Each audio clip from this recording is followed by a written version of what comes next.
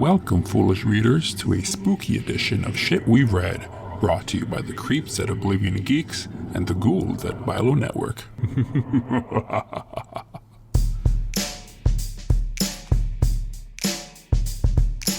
Hola, mi gente, y bienvenidos a Shit We've Read, a sci-fi fantasy book podcast hosted by unos amigos geeky.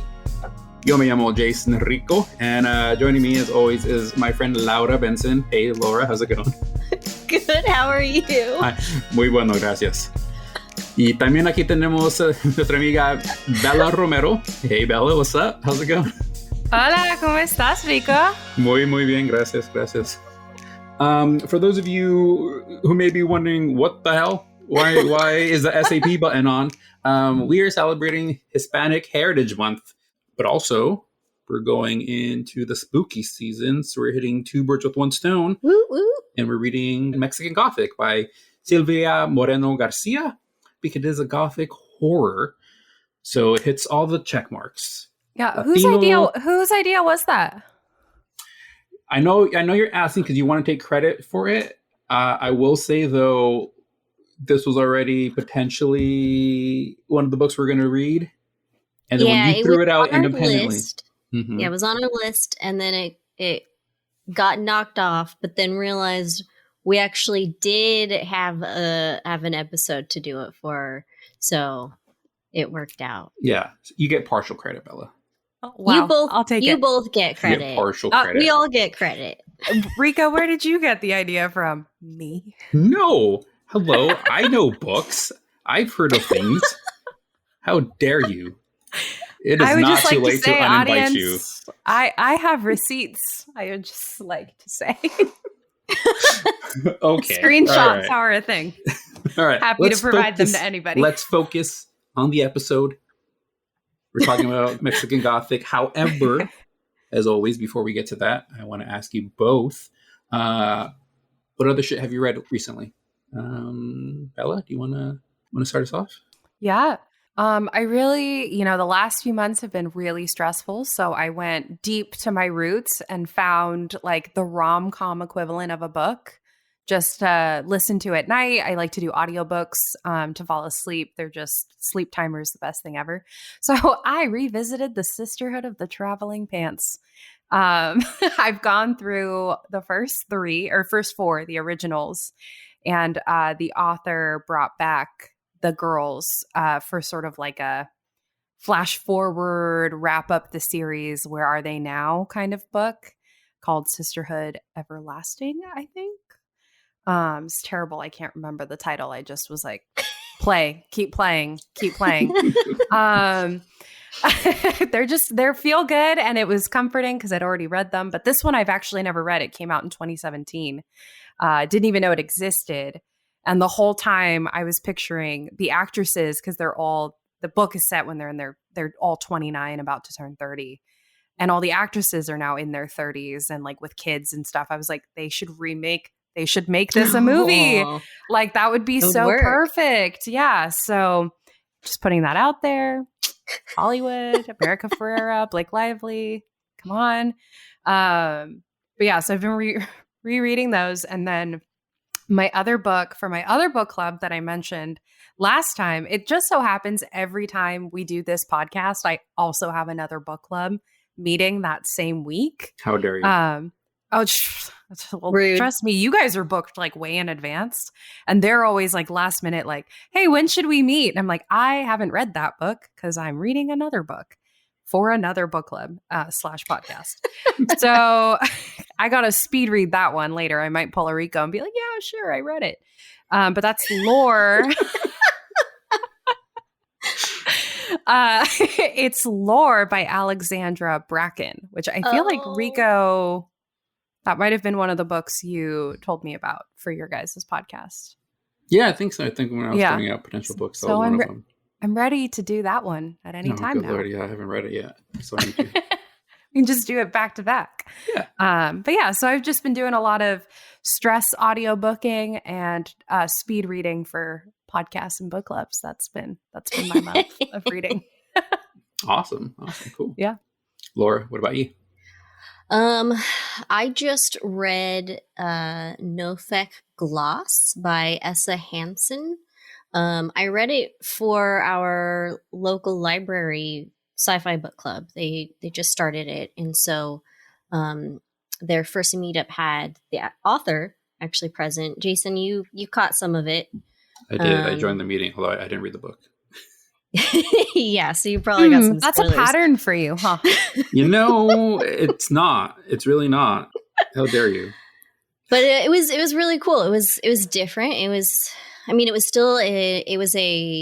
like a space opera, sci-fi, really cool story. It had a little bit of like a multiverse type thing in there, like different universes existed in bubbles in random places in space, and so it was really interesting, a different take than what I've read so far on a multiverse. And it was just cool kind of hearing from the author and that book club. So I enjoyed it, and I am looking forward to the second book coming out. I think she said early next year. So I will be keeping an eye out for that. I definitely recommend it. I was also very excited because I am all about the space stories with the misfit family crew kind of thing, which is what I got from this too. So I was definitely excited to read it. Sweet. Yep. The last couple things I read have been graphic novels. Laura, I mentioned this to you before. I am slowly making my way through all the extended universe Star Wars fiction. How has that been not going? all of it, not every single book, because there is a lot out there, but I'm trying to I'm going like timeline by timeline. That's still a lot. It's still a lot. So I'm in the legacy era now, and I'm reading the comic books, which takes like place 100 years after Return of the Jedi or something, and it's Luke's descendant who 100 years. Yeah, it's in the future. So after our third trilogy? This existed before the sequel trilogy was made. So this is a different So canon. It's not canon. This is not canon anymore. This is now what they consider canon. This is now what they consider legends. Okay. But I'm making my way through the legends stuff before jumping to the official canon sequel stuff. Because I need to keep my timelines in order. It's been okay. I just kind of wanted to read something quick and light and sort of that. But the last book I read was Project Hail Mary by Andy Weir, who you may be familiar with, is the author of The Martian. And I freaking love that book. This book, Project Hail Mary. The Martian too. I love both of them. But Project Hail Mary was awesome. I loved it so much. 5 stars. 10 out of 10 would recommend. Laura, I'm sure you would love it. Anybody who likes sci-fi. Anybody who loves sci-fi, you got to read it. It's really good.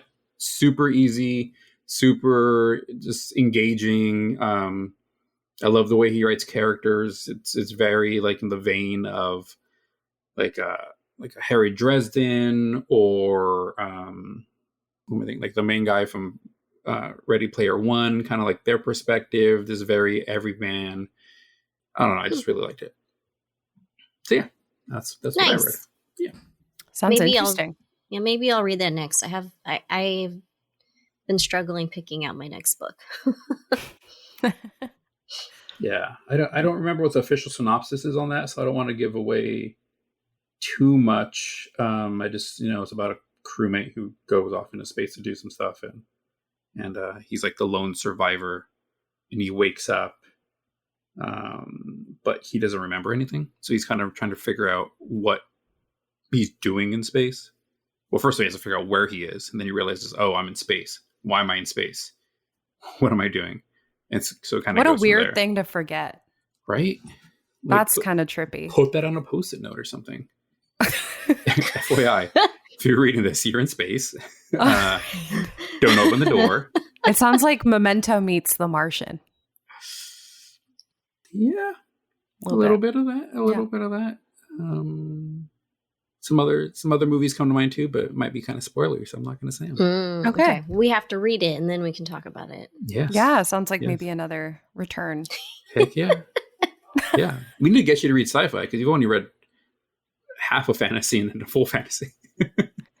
Yeah, sci-fi and I have a mixed bag. I love most sci-fi movies. I fucking love Star Wars. I hate Star Trek. Not a fan. My mom has turned to the dark side of Star Trek. She now watches it with my stepdad, who's a Trekkie, and I've disowned her. So that's how I feel about that.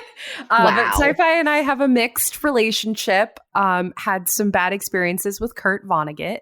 Did not like his books. So I feel like that really tainted my perception of sci-fi, but I'm open to trying new books, especially because you two are, like, to me, like experts or connoisseurs of sci-fi books. So I'd be down to read one that you guys recommend. We do only read the finest. I mean, there's so many different subgenres of sci-fi, though. Mm-hmm. So, I mean, maybe you just got to figure out what you got to find my subgenre is. Yeah. Mm-hmm. Yeah. I don't love a lot of the space stuff, like being in space and traveling to planets. That's surprisingly not. I don't even know why I like Star Wars if I don't like to read about that. But I think it's because Star Wars got me young and I fell in love with the characters and everything. That makes sense. So I don't know that it's like if I had watched it now or even, 5 years ago, if I'd still like Star Wars. I don't like the sequels, the sequel trilogy, 7, 8, 9. Trash. And here we go with Bella's hot takes early on, just coming out swinging. 7 started great, 8 destroyed it, 9 tried to fix it, but was just a hot mess. It was too late. That's my quick hot take on. But I will say I still enjoyed them overall. But there are definitely things that I cannot watch 8. I'm with Bella for The Last Jedi. Like I tried watching all the movies in order, and then when I get to them, I'm like, I could not watch 8. You can tell. I can't. So bad. They did not plan ahead very well. No, I mean, Rian Johnson interviewed, during The Last Jedi and was like, I was not given a plan. I was told I had creative freedom. I could decide where to take things. And he took it in a very bad direction. He's a great director, just not a great Star Wars director. Look, I'm going to say Bella Romero's thoughts do not necessarily reflect those of shit we've read. If you like The Last Jedi, that's great for you. We don't personally. You can tune out now. I don't respect your opinions if you like The Last Jedi. Let's move on to the book we're supposed to be talking about. Yeah, I could go on and on about that. You better cut me off. All right, so we're going to Mexican Gothic, as I mentioned, by Silvia Moreno-Garcia. Mm-hmm. It is a Gothic horror. Laura, do you want to read us the official synopsis? Sure. This is the synopsis on Goodreads. After receiving a frantic letter from her newlywed cousin begging for someone to save her from a mysterious doom, Noemi Taboada heads to High Place, a distant house in the Mexican countryside. She's not sure what she will find. Her cousin's husband, a handsome Englishman, a stranger, and Noemi knows little about the region. Noemi is also an unlikely rescuer. She's a glamorous debutante, and her chic gowns and perfect red lipstick are more suited for cocktail parties than amateur sleuthing. But she's also tough and smart with an indomitable will, and she is not afraid. Not of her cousin's new husband, who is both menacing and alluring. Not of his father, the ancient patriarch, who seems to be fascinated by Noemi. And not even of the house itself, which begins to invade Noemi's dreams with visions of blood and doom. Her only ally in this inhospitable abode is the family's youngest son. Shy and gentle, he seems to want to help Noemi, but might also be hiding dark knowledge of his family's past. For there are many secrets behind the walls of High Place. The family's once colossal wealth and fated mining empire kept them from prying eyes. But as Noemi digs deeper, she unearths stories of violence and madness. And Noemi, mesmerized by the terrifying yet seductive world of High Place, may soon find it impossible to ever leave this enigmatic house behind. Thank you. So, Bella, I'm going to start with you. No spoilers, just right out the gate. What are your first impressions of the book? First impression, I Really, really liked the book. It felt very Guillermo del Toro, like a little bit of that like surrealist fantasy. Things are not what they seem. There's sort of this like mythical element to it. Magical, mythical element to it. Was very pleasantly surprised. Not what I expected based on the title. Did not read the synopsis ahead of time though. So I kind of went into it like, oh, this will be like your typical like Gothic romance novel. And it was not. It did surprise me in a lot of ways. So yeah, I was really happy with the book overall. Cool. Laura, what about you?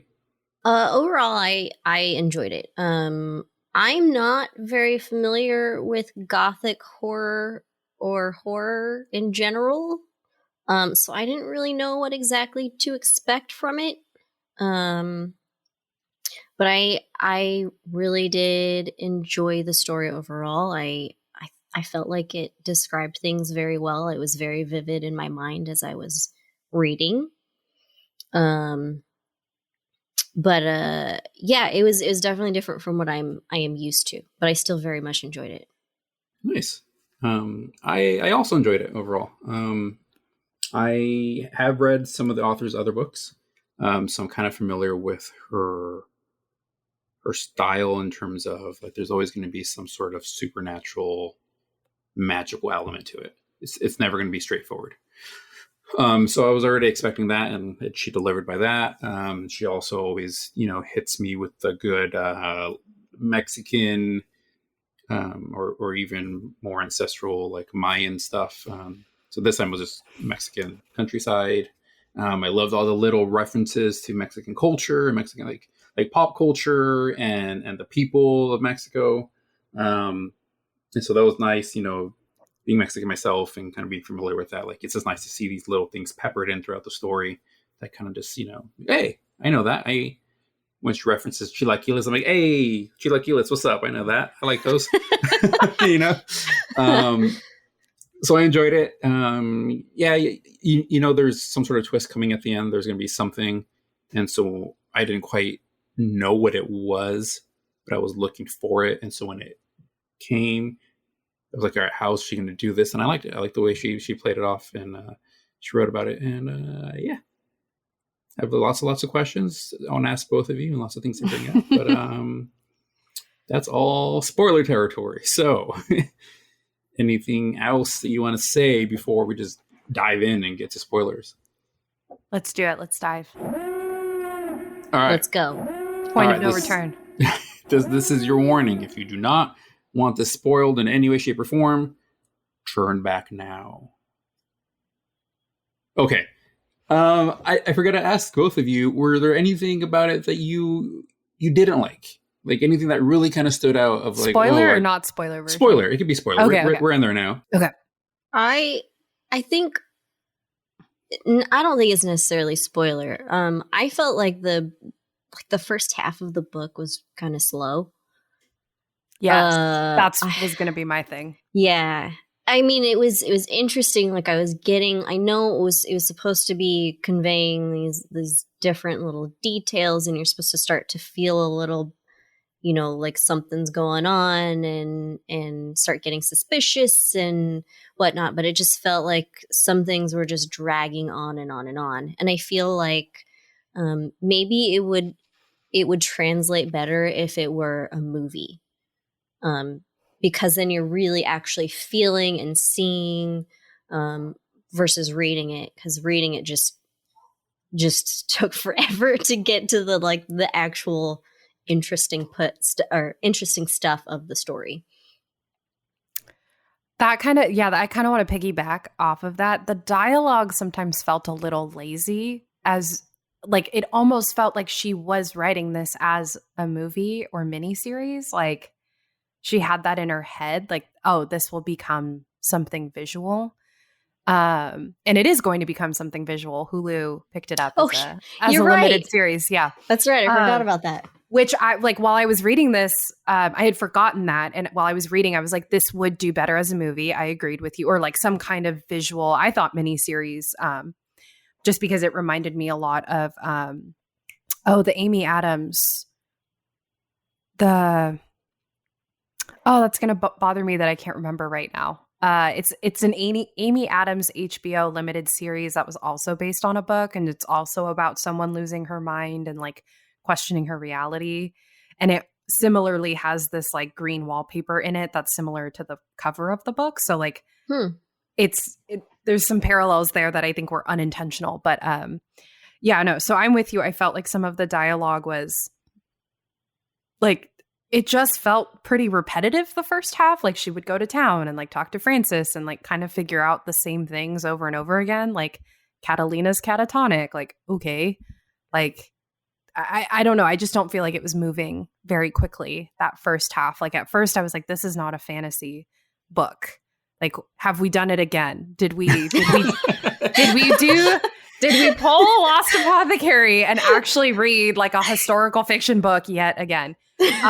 So when the fantastical elements came into play, that was much better. But there are also some things about like the beginning that didn't match up with things at the end, like the fact that like she's not allowed to leave that, or as you absorb the spores, like being around the house and everything going on, you're like the house kind of starts to trap you. I don't know. I think there were some things that felt unfinished with thoughts to that. I don't know, Rico, if that's where you were going. I don't know if I love my thought process on that. Bella, earlier when you said it reminded you like a Guillermo del Toro film, that's exactly what I got from it. I mean, I'm jumping ahead a little bit, but one of my recommendations is going to be to watch the film, was it Crimson Peak? I think it's directed by him. That's supposed to be like one of the scariest movies ever, right? No. Am I wrong? I don't think it was scary. Well, you're also dead inside, so like, I mean, for a normal person. Yeah, but you don't gotta say it like that. That's rude. That's sorry. Hurtful. I have enough feelings for them to be hurt, Bella. No, Crimson Peak, it's maybe like 3 years old with Tom Hiddleston. I know what you're talking about. It's supposed to be really scary. Is it? Z told me I am not allowed to watch it because I will be terrified. Yeah, we talked about this last time. You don't like anything scary. Like Jurassic Park is scary. So it is scary. Okay, on the Bella scale, it's a 10. On a normal person scale, it's like a 4. But it's very gothic vibes. Like it's like, in a lot of ways, I felt like I was reading the novelization of that movie. Not to say that they're copying or anything like that. No, I just felt like it's very reminiscent. And maybe it's because Guillermo del Toro is a Mexican director, and so it just kind of has those maybe Mexican flavors kind of throughout. It's not based in Mexico. There's no Mexican characters in the film, but I think it's just in the DNA. And again, this author for this book, while more inherently like putting in Mexican stuff in the book, I think it just has the same kind of Mexican DNA tied with the Gothic elements. It just kind of have very similar vibes for me. So jumping ahead, but if you like this book, watch that movie by all means. So what did you have a problem with though? Well, I'm going to that. Is it too similar? No. I didn't think it was too similar. She went different. She went somewhere different with it. Well, it's really similar. It's pretty similar. I enjoyed them both. Now that I'm thinking about it, because I don't want to spoil the movie, but there's similar threads in the book. Anyhow, let's move on. I don't want to spoil that. Laura, what you said, you felt like the first half of the book was real slow.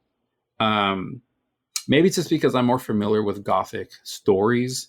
Like I read a lot of older stuff that was actually written in the Gothic era, and it is kind of slow. But I think that's when you were born, so.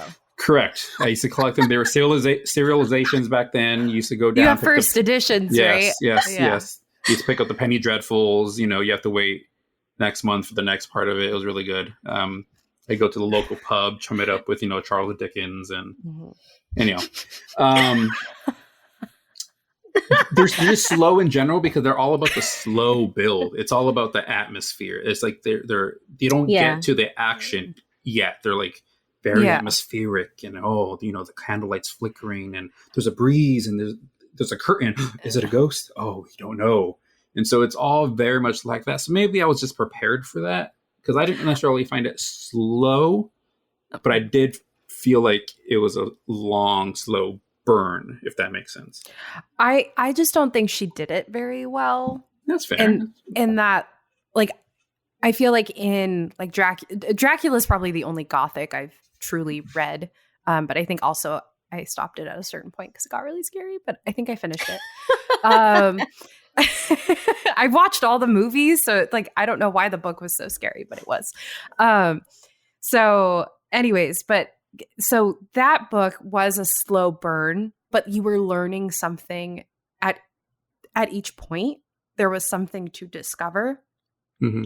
But I don't feel like the first half of the book she was learning a lot. Like it felt like a lot of the same mistakes around, like she'd go to the cemetery and come back inside and like see Francis, and he would not answer her question, and then she'd go to town and they would just keep telling her the same rumors. And I don't feel like they ended up paying off in the end. Like I don't feel like she learned a ton in that first half that really made it worth it in the end. Like she learned stuff. She learned things about like the miners passing and like them being buried in the cemetery and like some weird shit going on, like the doctor being part of the family and that his daughter married the guy, the father, whatever his name was. But yeah, I didn't feel like a lot of payout from the first half. I feel like she learned a lot more that second half, where she starts having like hallucinations and like listening, getting into the not the void, what did they call it? The gloom. The gloom, yeah. Like I feel like she learned more once we started getting to the gloom. Now, and that's when it really picked up for me. Do you think it was potentially on purpose, like deliberate, that the first half of the book kind of didn't really give you a whole lot? Because for me, part of Noemi's journey in this book, and I'm not just saying you're wrong. I'm just asking the question just to ask it. Yeah. Part of her journey for me, and just kind of following along with her, is you didn't really know what was what. And if they give you too much information, too much, you'll start figuring things out, and you'll start wanting to get it to the end quicker. But you needed to have a little bit of, is she losing her mind? Is her cousin losing her mind? We can't really tell you yet. Like it's gonna pay off, but you just need to go with us on this journey for a little bit. So do you think the lack of information and the slow first half was deliberate, or do you just think, nah, it's maybe the author not nailing it? I feel like that's probably what she was trying to do, to like set the tone for the character. Because Noemi, like the synopsis says, was a debutante, was also going to college and going to university and was studying anthropology. So it also didn't feel right that she really wasn't cluing into some things early on. Like it kind of felt against like someone who wants to get her master's degree in 1951 in anthropology in Mexico was not figuring things out as well as I would have liked. Like she was suspicious and she definitely knew there was something else going on, but it took her a little too long to get there for me. Where I felt like it might have just been the author kind of stalling for time. I feel like she didn't really consider the mold early on enough. And I immediately was like, it has to do with the mold. The house is covered in the mold. Of course, that's causing some kind of psychosis. Like you don't have to be whatever, I can't remember, a scientist who studies mushrooms to know that mushrooms cause hallucinations and disease, and the spores, if provoked, can release things into the air. Mm-hmm. Like that's just knowing mushrooms, like growing up around, I don't know, but that also could just be me. And I was just frustrated. Like, girl, the fucking mold is moving. Pay attention. Like it's literally, the house is covered in it. Like you're saying literally everything is moldy. Maybe that's causing something. Like I don't think she really thought about it until the scene where she's smoking the cigarette and she notices it like rippling with gold and moving around the wall and avoiding her cigarette smoke, which was like way past the halfway point. I think that maybe, Jason, getting back to that specific question, I think maybe it was a mixture of both. It was intentional, but also not necessarily well planned. Mm-hmm. Because I get the idea of needing to have that slow, what did you call it? slow build up, slow burn, because it also makes you kind of put yourself in their position. And I think at the same time, I think in this book, she was trying to also communicate that Noemi's been there for a certain amount of time. So I think she's been there for a while overall. And so it's not something that just happens instantly. So you are kind of going through the days with her and figuring things out with her. But at the same time, like what Bella just said, is some of them felt kind of obvious. But it was still interesting. But that's also why I'm thinking it would be better, a better story told on screen. I agree. With music. There's the music that gives you the mood. There's more visual cues that we might be picking up that we're not getting from the books. You can't tell us everything about what it looks like. But again, overall, I thought it was an entertaining book. Yeah. Just the beginning was a little bit slower than I would have preferred. What do you think, Jason? I don't even know what I asked anymore. He wasn't even prepared. He did not read the book. So. I did read the book. Okay, for anybody listening, this is what's going on. I didn't start the book until pretty late. So how late? Just kidding. I'm just messing 3 days ago. 2 days ago. 2 days ago. 2 days ago. And so I messaged both Laura and Bella last night as I was listening to the audiobook, because I was at my office working late. My office has like timed lights, like motion, sensors. So the office itself gets pretty dark if it's just one person working in the corner. So I'm listening to the book. It's pretty dark. It's pretty late. I'm by myself. And so I'm like, this might not be the best environment for me to listen to a potentially spooky book. Or then again, maybe it's a perfect environment to listen to a spooky book. I don't know. Depends on what you're into. And when you messaged us, you were just before when all the scary stuff starts happening. It was right at the start of that. Yes. So of course I was really supportive, and I was like, "Don't worry, Jason. It's not that bad." Yeah, no, she was like, "Lock the doors. They're gonna get you." Yeah. So, I was like, "You better have a nightlight." No, it was fine. I survived. It's totally fine. But it really wasn't that scary. It was more creepy. That was my next question to both of you. Did you find this scary or creepy at all?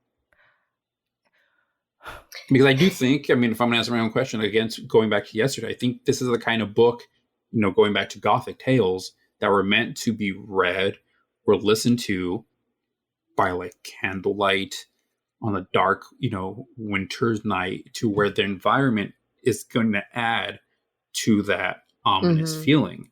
But if you're, reading it bright daylight in the middle of summer, maybe not so much. So that's it. Was it creepy to you? Do you find it scary? Bella, I know you find things scarier than most. So I would say that this definitely leaned more towards the creepy side than the scary side. Agreed. Just because I don't think anything was like truly terrifying. In terms of, there were definitely some things that were scary, especially as like a woman identifying person. There's, trigger warning on this book. There are definitely some sexual assault scenes, and rape dreams. I guess it's difficult because it wasn't clear whether that, I'm pretty sure it was a dream. But the way that the reality is warped in this house felt very real for Noemi. And so that's why it's like dream, quote unquote.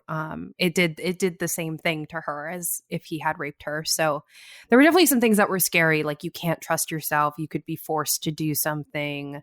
Like those things were terrifying, especially like reading this as a young woman who was like, I can't trust myself around this guy who I don't want to be around me. Like that was like, oh my God, like I know that's like everyone's worst nightmare.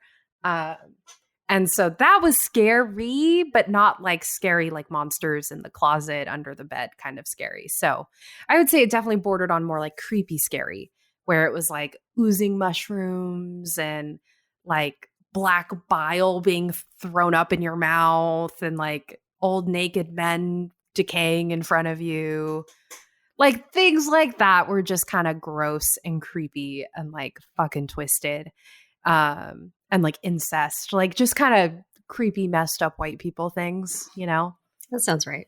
Yeah. Like they took the colonizer story and like made it even worse. Because now he was a colonizer who thought he was a god and was eating his own children. Question mark? I think that See, was this part of book it. is a perfect example of Yeah. how the rich white man is just the worst monster out there. Yes, exactly.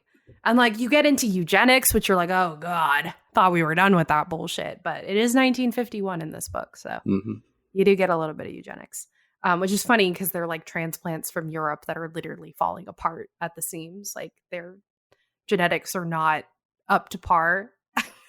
And they're looking towards the beautiful Mexican women that they've kidnapped to reinvigorate their genetic line. And I'm like, so again, who's the superior race? That's all I have to say about that. Laura, what about you? Did you find it creepy at all? Or? Pretty much what Bella just said. It was definitely more creepy than scary to me.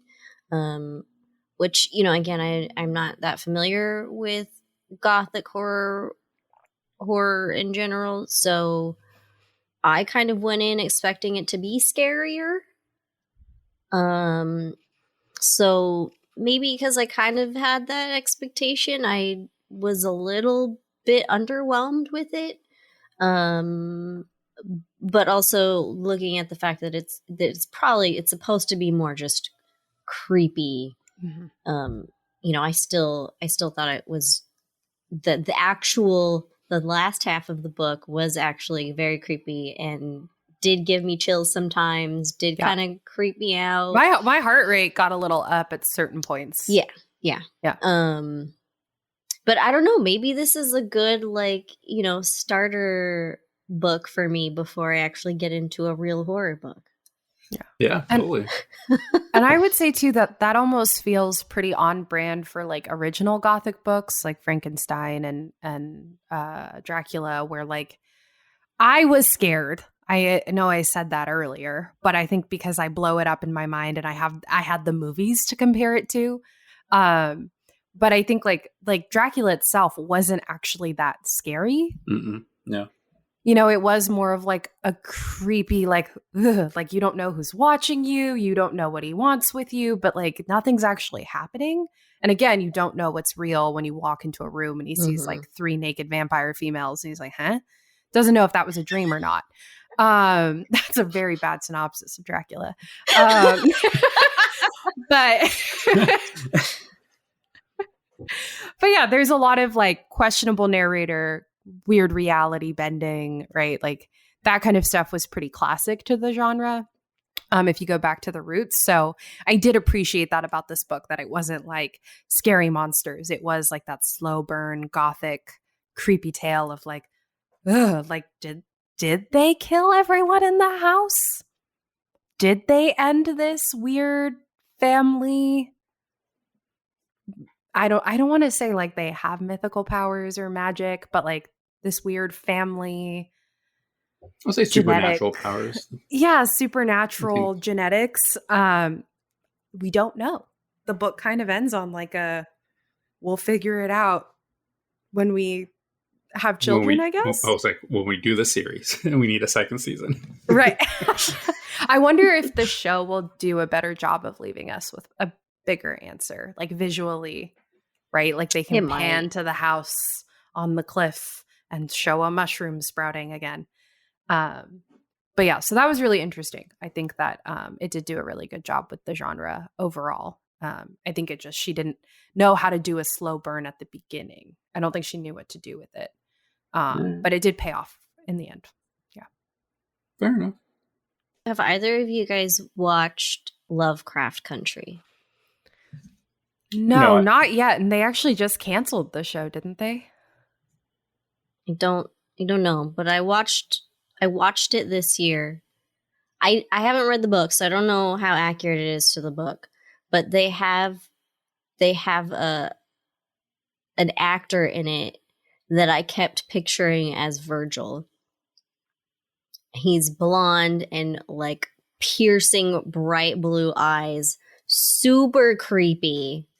And he had like the same demeanor that that Virgil has in the book. And so I just kept thinking of this creepy guy while I was reading it. And I think that made him even more creepy and scary to me. But the whole family gave me the same vibes as the family in Lovecraft Country. It's again the weird, creepy, white colonialism type family. Yeah. There seems to be a trend. Look, even though there's some supernatural paranormal twists on these things, I'm pretty sure they're probably all fairly accurate in how they treated people. Yeah. Sure.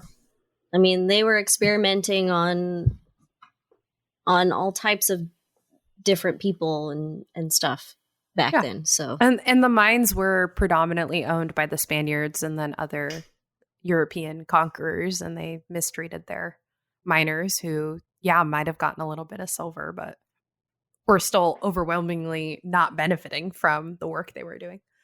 So there's two parts in the book that made me go like, white people, of course. But one of them was in a lighthearted, like funny kind of way.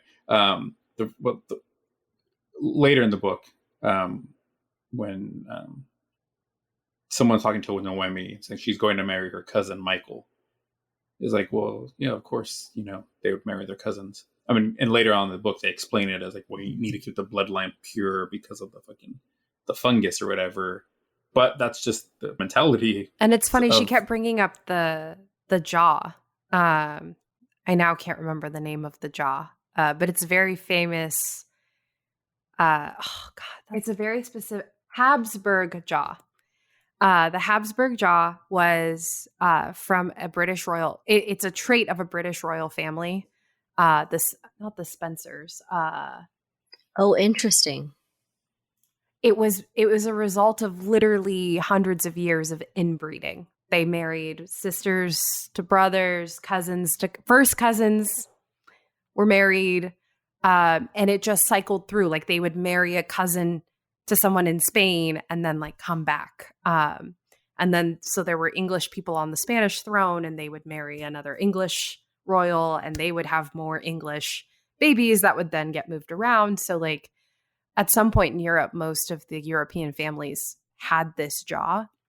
And and they ended up not being able to produce heirs, and so the family line eventually died out. But that was a fun little piece of history that I appreciated her bringing in, like that, like, oh, they all look the same. It's like that Habsburg jaw, because that's exactly what I thought of when she first described the family, like cousins and cousins. I was like, oh, Habsburg jaw, yeah, for sure. I had just read an article about it like last week. And had been thinking about it, and then this book, and I was like, okay, cool. What a full circle moment, a really creepy full circle moment. But yeah, that kind of shit was real weird. What were we talking about before that? I kind of lost my train of thought trying to figure out that jaw name. Well, bringing up, I mentioned the references to like white families and how they differ. Oh, yeah. To like, Mexican families. And me personally, one section of the book that really made me laugh was someone was speaking to Noemi, and they said, first cousin once removed, he's a bit older than me. And Noemi replies, I've never understood that. Once, twice, thrice removed. Who keeps track of such a thing? I always figure if they come to my birthday party, we're related, and that's it. No need to pull out a genealogy chart. And I laugh so hard because that's like, I've had multiple conversations with people who are not of Mexican culture of once, like, second cousin, twice removed. I have no idea what that means. Like in my culture, it's just like generational. If you're my generation and not my sibling, you're a cousin. If you're above me in generation, you're not my parents, you're a Theo or a Thea. Like that's it. So like my dad's cousins, technically, they're like second cousins, I guess, but they're just my Theo because they're that generation. But they're, like, it's just, why complicate things? So Yeah, I'm actually really glad you Mhm. brought that up, because as someone who's also Mexican, who's about to marry the one of the whitest boys you ever met, they're that family that will be like, we put out the genealogy chart for you to walk by in the hallway, folks. But whereas for me, it was like my aunt could be my mom's really good friend. Like, there's enough family out there that I'm like, I'm sure that like the joke of like, oh, their last name is Romero. Do you know them? I'm like, I don't know. They could probably be related to me at this point. Like, I don't know. Like, but it's also just such a part of like, and I would say this is really prevalent in not just Mexican culture and like Latino culture, but like overall, like my friends who are Filipino, like we've talked about this, like it's just like your auntie or Yeah. your tio. Like it's just people who are part of the family. And I really appreciate that about our cultures, that family doesn't necessarily have to do with blood. Like it's like who's there for you and who shows up to things is your family. Whereas I feel like my future husband's family is very much like, you haven't seen them in 40 years, but they're your uncle. And it's like, okay. What does that mean? I don't know them. Like, well, they're your uncle. And it's like, just because we're blood related doesn't mean I have to all of a sudden have feelings about them. Like, I feel like in like Mexican culture, and like, don't want to speak for Filipino, but like the vibe that I get from my friends who are either first generation or like are just not white, it tends to be like that. Like the people who are in your life are your family, and it doesn't matter how close they are. If they're in your life, like they're family, and you do things for them and you look out for them. And there is that some like, oh, this long lost cousin has come to town, like now you're going to be best friends. There is that element to it too, for sure. But I feel like you definitely know more people. And there's less of that, like, oh, let's trace back our genealogical line. Like, it's just like, nope, we're all related. It's fine. Don't even worry about it. My dad has two cousins. They are brothers. One is slightly older than the other. For no real reason, I call one my Theo and my other one my cousin, which doesn't make a whole lot of sense, except for the Theo one is closer to my dad's age. And then my cousin, the one I call my cousin, he's like a year older than me. So to call him Theo sounds weird because it's just like my generation. So he's my cousin. And my other one's my Theo, but they're brothers. So they should technically be the same title, whichever one, but it just makes sense. Like no one questions it.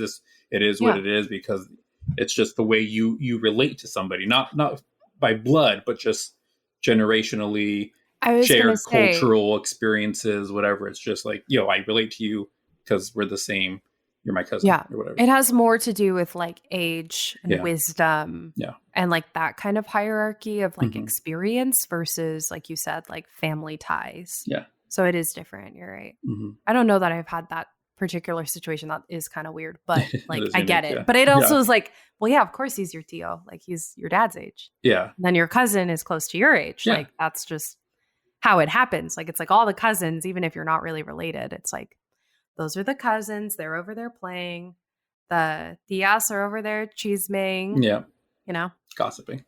yeah, chismosas over there. And I have a Thea, officially Thea, who's younger than me. I'm not going to call her Thea. You're younger than I am. No, go away. That's okay. Like that's the other thing about like white families too. And now we're just going on a rant, but like they are very much like, that's your aunt. And it's like, but that's like somebody's new wife's kid. Like that they're a child. Do you know what I'm talking about? Like when like Modern Family, like technically Manny is the kid's uncle, Claire and Phil's kid's uncle, because technically it would be Claire's brother. And they're like, oh, that's your Uncle Manny. And they're like, he's younger than us or our age. That's weird. And he's like, I'm not their uncle. And he's also like, he's Colombian. So like, I think he gets it more.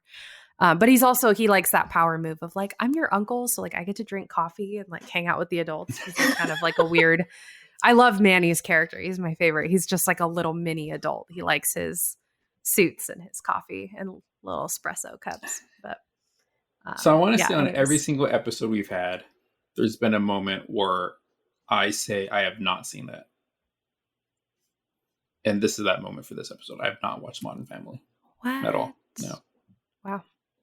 Jason, you're not the only one. I have not either. Yeah. What? I was like, how'd you guys escape that? That was like one of the big shows way back in the day. Like, Are there because at the robots in time it was so what? Are there robots or aliens or time travel Okay, no, or superheroes. artificial intelligence? Never mind. There Ugh. was a really cool brown kid in it, so I thought you would like it, but never mind. Like, if I wanted to watch a really cool brown kid, I would just look in the mirror. Oh, were you ever a kid? Yes. How old are you? That were there 1761. mirrors? Were there mirrors when you were a kid? I don't know the timeline of that invention. Well, I don't. they had Do you just been remember? invented, brand new technology. A brand new technology. We just figured out how to shine silver really well. Really well. Like Noemi, you just like you got it. You got your elbow grease. Yep. Figured it out. Random question. Yeah. Because it always stands out to me whenever I read a book that's like a period piece, whatever that may be, and they use the word fuck. It always takes me out of it. Yeah, I agree. Did this stand out to you? I mean, I guess fuck would have been around back then, but it just took me out of it for some reason. Yeah, I agree. Her like use of swear words and things didn't feel right. Like that wouldn't have, for a Catholic woman in Mexico, that didn't feel right. Not that she was like a very good Catholic daughter by any means, but like it felt too casual. I don't know. Yeah. I don't feel like they explored that enough, and that really took me out of it. I agree with you, just because like being a former Catholic, and it's like that takes a while to be like, I'm gonna say the word fuck all the time, or even just once. No, Takes years of training to be able to say that. Oh, I must have been on the accelerated course because I had no problem with that shit. Okay, for some of us, it took years, decades. Maybe you're a better Catholic than I was. Yeah, let me tell you, brainwashed. That's for sure. I'm gonna be honest. I don't think it really took me out of it. I don't think I noticed it. When did she say fuck? It was to Virgil, I think, or was it to the dad? I think it was Virgil, chapter 17. I marked it down. Go to sleep, she said, but in her mind she thought "fuck you," and her tone clearly indicated that. Oh, she didn't actually say it then. It was in her No, mind. I thought she actually said fuck at one point. I mean, maybe she did later on, but this is the first instance, like, it's where it stood out to me because it just seemed like very. See, that one didn't stand out to me because she said it in her head, and that is realistic. That's true. I'm gonna search it on my ebook. But yeah, I swear she said it like at one point, like you sad fuck or something like that. I don't know. Oh, apparently fuck was said. We need live fact checking over here. Look, we know we have the best fact checking. We've mentioned this before. Everything we say is facts. You don't need to double check it. Everything I say is not facts. There's 4. They use it 4 times. Yeah, no, this one I marked is the first instance where it really stood out, and she does say it 3 more times, I guess, or use the word. Yeah. Okay, so the first 2 are Noemi. The third one is Francis. Yeah. What is this one? I think the last one is Virgil. Yeah, I think so too. Yeah. Yeah, but from Virgil's a creep. Virgil is a sad fuck. I mean, the word's been around for a very long time. Sure, for fucking ever. I think maybe we just aren't used to hearing it in, historical period piece type things because, we aren't used to hearing people in the 50s say curse words. Mm-hmm. I don't know. Yeah, I would really love to know from someone who lived through the 50s. Rico, I don't know if you remember it. But how often the word fuck was used and like when was it used? Like, because I would assume like at school or around family you wouldn't use the word, but maybe you would in this situation. I don't know. Because I don't feel like Mad Men gave me a very good representation of what the 50s and 60s were like. I'm pretty sure that was 100% accurate. I mean, obviously, Don Draper was a real character. He's historically accurate. He really did come up with the Coca-Cola commercial. at the end. Laura, Belle, is there anything else that we want to talk about? We're kind of all over the place on this one. We are definitely all over the place. Yeah. I don't think I necessarily had anything specific to. Oh, actually, I did. I wanted to ask you guys, do you feel like the relationship between Noemi and Francis, did that come off fluidly, or did it feel like it was going to happen? I don't know how to word my It came question. off expected, if that's what makes sense. If that makes sense. Yes. The entire progression of the book, I knew that was going to happen because that's what happens in these kind of books. Okay. Whether or not it felt natural. Rico's an expert in Gothic Yes, novels, yes. obviously. Yeah. Yeah, whether or not it was natural, I don't know. Maybe there's something to be said about like a shared traumatic experience heightening emotions and attractions, maybe. Because I remember reading once or hearing something that like if you want to form a close emotional bond with somebody, you're supposed to do something that like shoots up your adrenaline. So there might be some of that where they're both going through this, so that's artificially forming this bond between them sooner than it would under normal circumstances. I personally was waited for a bigger twist of Francis not being the nice guy. I was kind of expecting that too. The entire time, especially after we learned that the grandpa, whatever the hell his name is controlling everybody. Yeah, Howard. After he can't control everybody, I was thinking, oh, is Howard controlling Francis and making him be the good guy to gain her trust? And then we're going to find out, nope, just kidding. It's been Howard the entire time. There is no real Francis. He's been a shell of a man. And that never happened. So I was kind of disappointed, but I hope it works out between them. I was kind of hoping he'd die because I don't trust that this mushroom magic is dead because he's alive. So I really think like it needed to be a tragic love story for it to be like a true conclusion / happy ending. But yeah, I definitely saw the relationship coming. I knew that they were going to kind of force it. I had a feeling she'd marry him. Like I assumed that was going to be how they kept her in the house, was like, okay, well, we're going to have you marry Francis because we want your bloodline. And she wasn't going to be all that mad about it. Like mad she was being forced to, not mad that it was Francis. What are your thoughts on it, Laura?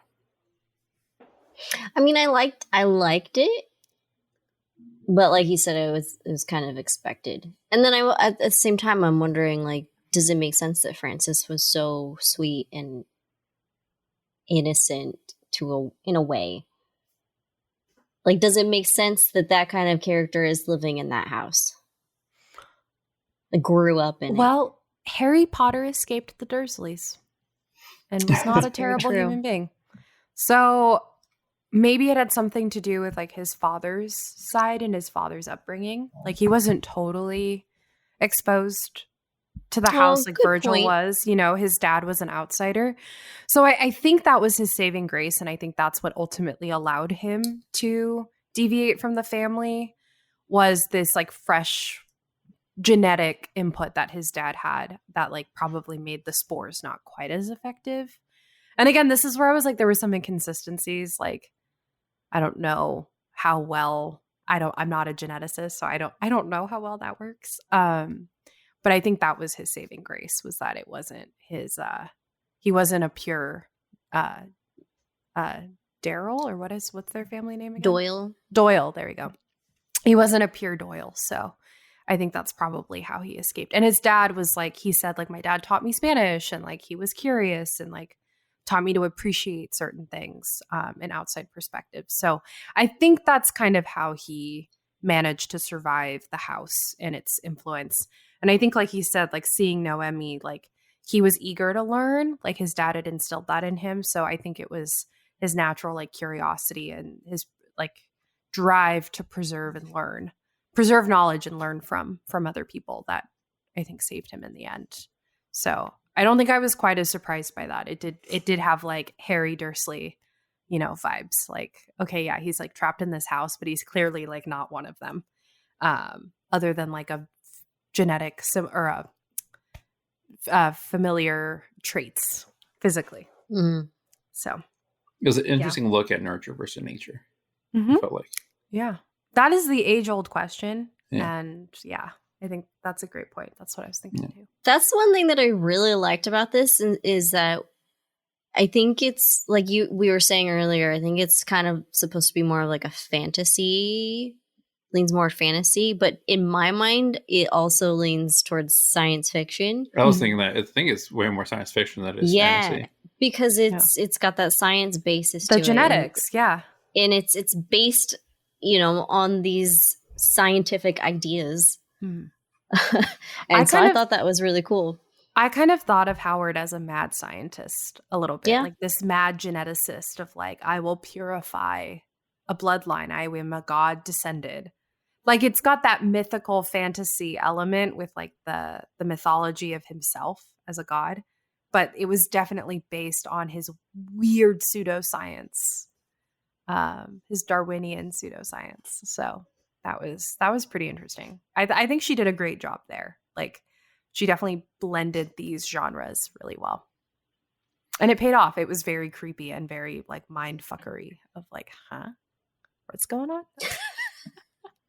Wait, you buried her alive and her brain is now the gloom? What the hell? That's how we're hearing voices and memory and like learning things through memory. Like, wow. So that was really cool. I really liked that. I think that is why the science fiction element works so well, because it is a Gothic tale. And so if you look at like Frankenstein, it's a sci-fi. It's considered the first sci-fi novel, but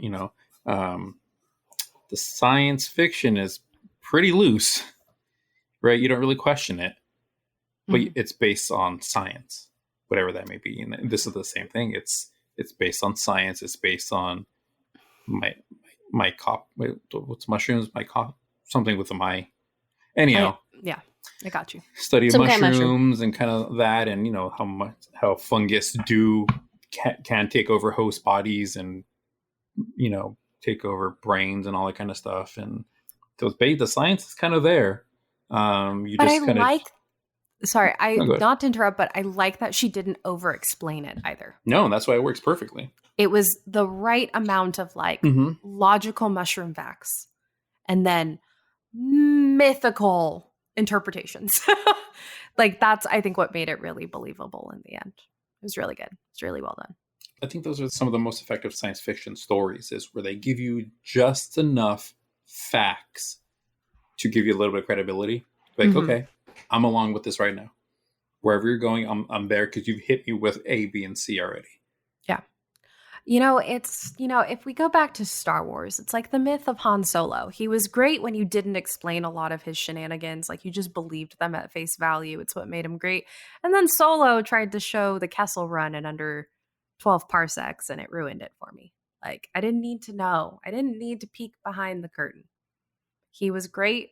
He didn't need an origin story. That's kind of what was good about him. So I think she did something like that here, where she didn't do the origin, like she gave the origins but without like diving into some like weird scientific explanation for it all. It was just like, he's a god, that's how this is all happening. It was great. Bella, I do not disagree with you, but I still maintain that Solo is actually a pretty solid movie. It's a good movie. If you take away what it's Solo about, movie. it's a solid movie. It's not necessary. But it's still solid if people don't give it enough credit. I agree with Jason. I agree with Rico too, but I don't think it needed to be made, and they should erase it from my eyeballs. Okay, well. Kind of ruined Han Solo for me. I'm just saying. Going back to the mushrooms thing. Yeah. So if anyone has the ebook of this, there's actually a little bit of extra content in the end, like interviews and just additional little information. And they actually asked her what's up with the mushrooms, and she said there's something called mycorrhizal networks which is basically a fungi communication system in forests. There's also something called a hub tree or mother tree. They are the central hubs for the network. So I thought that was, going back to the whole sci-fi thing, her idea for all of this is very much based on real mushrooms and tree systems. And so I think that was kind of, it was easier for us to buy into this concept too, because it is based on such a real thing. Fungus is trippy. So weird if you look at like fungus and how they have so many characteristics that match both plant life and animal life. And it's so versatile. So many different types of fungus out in the world. It's crazy. Yeah, you were just telling us the other day you wanted to go foraging. I do. Yeah, so there's a mushroom I want to find. It's called chicken of the woods. And is it vegan? Yeah, it is. So you could find these mushrooms. They're like big orange mushrooms. They grow like on trees or something. You can go get them, and then if you wash them, you can cook them just like you would chicken. And they tear like fibrous. They're supposed to taste pretty close to chicken, like kind of like a hybrid of chicken and mushrooms. Seriously, look it up. Anybody who's listening, look it up. Chicken of the woods.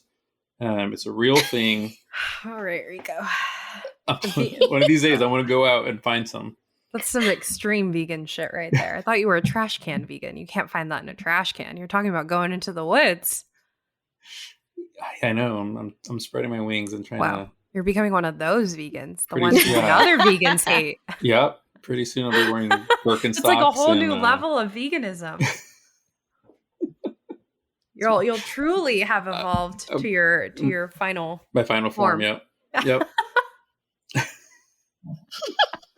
I'm just curious. Look, okay, to be totally honest, if I can find them in the grocery store, I'll buy them right now. I don't want to go foraging for them.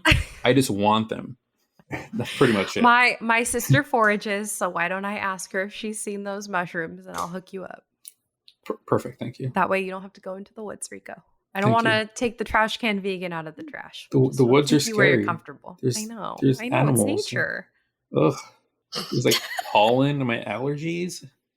Oh my God, yeah. How would you'd go into anaphylactic shock before you found the mushrooms. There's a lot of furry creatures there. Just get all that dander in your nose. Oh my God, my nose is itching just thinking about it. All right, let's maybe wrap this up because we don't know what the hell we're talking about anymore. What would you rate this book? Bella? Oh man, I knew you guys were going to make me go first. I actually would give it a solid 4 stars. All right. Like, I didn't want to give it 5 because that first half I wasn't totally hooked by the book. But by the end I was like, this was pretty fucked up. It's had me thinking about it for a while. So it was good. And I recommended it to somebody. So I was like, that's a 4-star book. I think what would have given it 5 stars would have been maybe Frances dying, a little bit more of a sadder ending. And then also maybe even taking this further for the scary level. More Howard. I don't think there was enough Howard to really make it too scary. Like, he came in at the end, but I thought we'd see a lot more of him in the middle. Because he was fucking creepy from the start. Like, the minute they introduced him, he was talking eugenics, and that was like, ugh, get me out of here. So yeah, I really liked it. I think overall it was a really great book. 4 stars for sure. Laura? I've been trying to decide what I want to rate this. I will go with 4 stars also. You can go half stars. We're not the Nazis like Goodreads. Okay, maybe 3.5. On Goodreads, I would probably put 4. Just because, like Bella just said, the first half was really slow for me. And then I was hoping for it to be a little more scarier. But I still enjoyed it, and I would still recommend it. What about you, Jason? Yeah, I give it a 4. I enjoyed it overall. It gave me some creepy moments. Maybe that's because I was in an office by myself at night. But there's definitely some creepy moments in there. wouldn't consider it scary, but I definitely feel like it hit all the check marks that I expect from a Gothic story. Very atmospheric, kind of slow, setting the mood, building the atmosphere. Bella, I kind of agree with you that I wish the ending was slightly different. I wouldn't want Francis to die. I'd want Noemi to be part of the family. Like, I'd want it to end. Oh, I forgot about. Just I in kind of a- thought that too. Yeah. Like, it Yeah, doesn't always I have to forgot end in a about that. happy ending. Like, just That's true. end it with her being part of the family, and boom. That would be a more terrifying ending and make it scarier to me. You know, the ending that I would have actually kind of jumping off of that Yeah. because I forgot about this. My initial thought was that, yes, they'd escape the house, but Francis would die or he would come with them, but so would the spores. When he dies, And they would like, there would be some kind of like cough or something that was a lot more definitive, like they did not kill it all. And like they've now just brought it into the town and infected the town or something. Like I just felt like there was like more of a contagion vibe of like it's not actually over. Maybe it's because this pandemic keeps dragging on. I was gonna say, man, you're hitting too close to home. I know, sorry. That's a little too scary deep, for me. But but I just felt like there needed to be some kind of like it could not be a happy ending. Like that was a lot of fucked up shit that they experienced in that house. And those mushrooms were pretty potent. So Well, I think maybe the author did that on purpose, left the ending kind of ambiguous. yeah. That's fair. So then you don't really know what's gonna happen. I mean, I don't know if this is a standalone or not. I mean, I don't see a second one, at least not yet. But I don't know. Maybe we'll get a second book where Francis is still infected and it took root in his brain since Agnes isn't there anymore. That was a book club book. And I'll ask you this as we end, since you brought up sequels. Would you want the same in a sequel, if there was to be one, would you want it to be the same characters again in a continuation of the story, or same place, different characters? So sort of like a revisitation of like maybe 25 years in the future, but it's different people discovering the house, discovering the mushrooms. That's a good question. I'm trying to think of movie sequels that I've seen that do it well. In particular, movies that revisit an existing franchise like 25 years later. Like, which ones hit the mark pretty well, and how do they do sequels? It might depend on the time, the decade. Like maybe Jurassic Park-esque? Not the same characters. I'm gonna say not the same characters. I want new characters. Mm-hmm. I think such a big part of the DNA of the book is Mexico, so I'd want it to still take place in Mexico, if not in the same city, but somewhere definitely in Mexico. Okay. Yeah. Other than that, I don't know. I have an answer. Do you want to hear? Yes, please. Yes. Share. I would love it to be like 50, 100 years in the future, something like that. Oh. Because I'd want it to be the descendants of Noemi and Francis. And I would like it to be like siblings, maybe two brothers, a daughter and a son, or brother, sister. Oh, brother, sister, because that could be a really good twist. And let's say the brother is obsessed with the thought that their bloodline used to be what is God, like mythical, like they were gods. But he doesn't tell his sister this. It's maybe just like stuff he's secretly done, like a closeted neo-Nazi, but like a closeted eugenic scientist. And he convinces his sibling to go to this town, maybe with like some friends. Like, oh, let's discover our past. Like, let's learn about mining. Like, let's learn about the town's history. Makes it like a sort of like nonchalant trip. Like, oh, we'll just go and like check out the ruins and like check out the gravestones, blah, blah, blah. Not telling his sister everything he knows about the history. Like maybe he's done his research over the last, like maybe they're 30 or something. And they get there and the brother like finds the mushrooms and is like, ha, ha, ha, ha, ha. Everything was as I planned it to be, and like tries to fucking marry his sister and like kills his friends and like forces them to eat mushrooms and like the whole thing kind of happens again. Did you my already write God. this fanfic? Because I feel like you did already. It's good, huh? What the hell? That was good, huh? Good twist. Holy shit, that was a ride. Wouldn't that be good though? I'd read that. Somebody send this to the author. I've got ideas. So this is now the second fanfic that is going to come out of a Bella episode. Wait, what was the first one? What did I come up with? It was the Gaynor. The Gaynor. Gaynor love story with the main chick from Lost Apothecary. You know, what was her name? Oh, I don't remember yes, her name. Gaynor, the gay character. Yeah. Mhm. Yeah, That's right. our lesbian romance story. Yeah. I stand by that. I still stand by that. I but do too. I think this one's a little bit more exciting and a little bit more twisted. So Maybe tiny bit. I want to see this one happen. Like, can't you see it though? Like, fuck, like somebody like kind of like a Kylo Ren wanting to bring back Darth Vader vibe. Like, let's go back to our roots. Let's be back. I was thinking that, but I don't want glory. to bring up Star Wars again. Wow. And you did it anyway. Wow. I always find a way. And especially with the brother and sister thing. I'm like, oh, we got Luke and Leia. Yeah. Wow. Okay. Tale as old as time, man. Yikes. Brother falling in love with his. Oh, awkward. I don't know.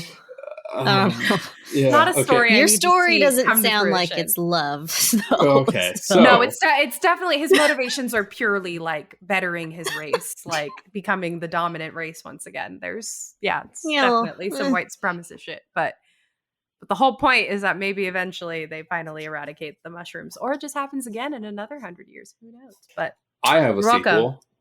sequel. If we're gonna go out there, I'm gonna go out there. okay. This fungus, these mushrooms, are actually an alien life form. Whoa. And so in the future, That's too out there. Mine was so in the based future, in the story. the aliens have come back to Earth, and it's an invasion using these mushrooms. I buy it. Who was using who? Were the humans using the mushrooms, or were the mushrooms using the humans? The humans were using the mushrooms. You don't think the mushrooms were using the humans to develop a higher consciousness or something? No, I like sci-fi stories where the humans are the bad guys. Because humanity is awful. Well, Again, you're usually dead inside. accurate. Yeah, so I like when you flip it a little bit, because you expect it's the aliens that are bad, but it's actually the humans. These original mushrooms that arrived, the humans were using them and perverted. Okay, like taking advantage of the mushrooms' powers. Yes, they perverted what the mushrooms can do. Okay, And so okay. now, I like that. Yeah, so now the I get aliens that have more. come back. And Ooh, are they going to punish the humans and murder them? Yes. I like that. I read that too. Yeah. I'd read that. Okay, too. so is that our second fanfic? This is and these could both exist at coincide. Like maybe Ballas takes place first, mine comes afterwards. Mine's maybe. the slow burn, and then the aliens appear when he's just about to marry his sister. Well, I and mean they're the like, same "Stop story. Oh I my meant god! that." Oh, you want them Oh, to you're connect. talking about different stories. like a I was talking trilogy. about- We're like a trilogy. Yours is like the sequel, and then mine's a third one in the trilogy. Interesting. Are they You all wanna- like 100 years apart then? So like Jason's takes place in 200 Sure. years? I Yeah, don't know, I guess. yeah. Or it's 101 and it's just like the next year and they're like, what the fuck happened here? We're like, what is going on? Even we don't marry our siblings. We should just eradicate the whole race. Oh, gee, we are not staying on topic at all. This is gonna be the weirdest episode. Okay, so what do we said we rated it for? Goodreads has an average rating of 3.7 out of 170,000 reviews. Just under what we rated it, but Laura, you gave it a 3.5. So it averages out around I there. think that's about right. Oh, cool. Do some math. Because we mentioned it earlier, I do have a couple recommendations I want to mention. First and foremost would be check out Crimson Peak, the movie directed by Guillermo del Toro. If you like just the vibes of this book, you'll love that movie. It's perfect for the Halloween season. Watch it next month. Turn off the lights. Just enjoy it. It's a good movie. And then I can't talk about this author without recommending another one of her books, one of my favorites. It's called Certain Dark Things. It takes place in Mexico City, where basically the city is kind of taken over by vampires. Vampires just exist in Mexico City. And this is about this one particular vampire who comes across this young man who basically wants to like pledge himself to her. And she needs to she needs to escape the city. He wants to follow her. He's like, here, drink for me. Let me just be your let me be your, what's the Dracula from Renfield? Never mind. I don't know. Yeah, but I love it. I love vampires, and so of course, because it takes place in Mexican culture, Mexico City, I'm all for it. So if you like this author, you like what she did with this book, I would definitely recommend checking that one out too. Those are my recommendations. Do you two have anything to pimp out to the masses? Rico. No, I feel like anything Guillermo del Toro, and then Certain Dark Things is definitely on my list to read after this book, because when I looked, and Velvet is the Night, I think is also by the same author, and would highly recommend those two. They seem really good. I have not read them. I will be reading them, but they seem also like excellent books. This isn't really a genre I read a lot of, so I didn't have anything similar. If you want to watch certain shows, Sharp Objects is the Amy Adams show on HBO that I would highly recommend. And Big Little Lies, anything with like Nicole Kidman lately has been spooky and scary.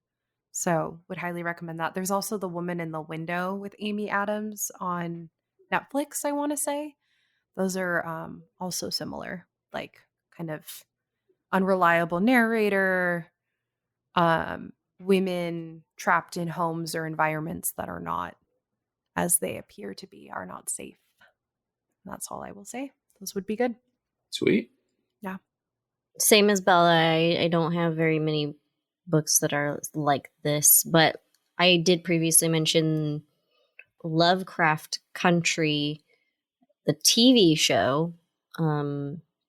Jason, I don't know if you think the book was similar to this or not, but the TV show kind of had the same vibes for me, except for that it was more about monsters and stuff like that. But it definitely had that similar creepy feeling, and again, creepy white family kind of thing going on.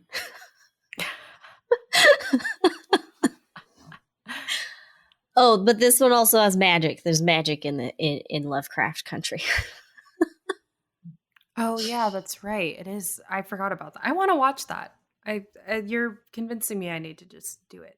It was really good. Yeah, it really was, and it does take place, I believe, in the 50s or 60s. So, had that same thing going for it too. And then one final thing for Hispanic Heritage Month, I would just invite you all to go out there, challenge yourself, and find a new book by a Hispanic author, or a story that features Hispanic characters. I think regardless of the culture, diving into different stories than what you are typically used to just adds so much flavor and such a unique take on things. Like this, could have worked just as well as just, a Western civilization Gothic story, but because it was based in Mexico and there's just a little sprinkling of that, it just makes it a little different. So yeah, just go out there and look up some books by some Latina or Latinx authors, and have fun. Laura, thanks as always for joining me. Bella, thank you so much for coming back and joining us again for this book. Always have fun talking to you, so appreciate Thanks having for you. inviting me back. I'm glad that I didn't ruin the first episode and you brought me back. No, never. The episode's such a low bar to begin with, so you can only go up. You can only go up from there. You can only go up. All right. Any last words from either of you? No. I mean, just anybody who's read this Mexican Gothic, feel free to let us know what you thought of the book too. And if you have any recommendations for us for something similar, we would be very interested to check them out. Yep. All right. Thanks so much for listening, guys. Feel free to follow us on social media. You can find all our stuff. If you look up shit we've read, you'll find us. Until next time, thanks. Adios. Gracias. Hasta luego, mis amigos. Hasta luego. Bye. Bye. This episode of Shit We've Read has been an Oblivion Geeks production, hosted by Laura Benson and Jason Rico, with music by Joshua Chilton. To join the discussion on this and all other books we've read, find us at Shit We've Read on Instagram, Facebook, and Twitter. For episode transcripts and more information about us, please visit shitwe'veread.com. This podcast is part of the Bilo Network. Visit bilonetwork.com for more great geeky podcasts. Thanks so much for listening.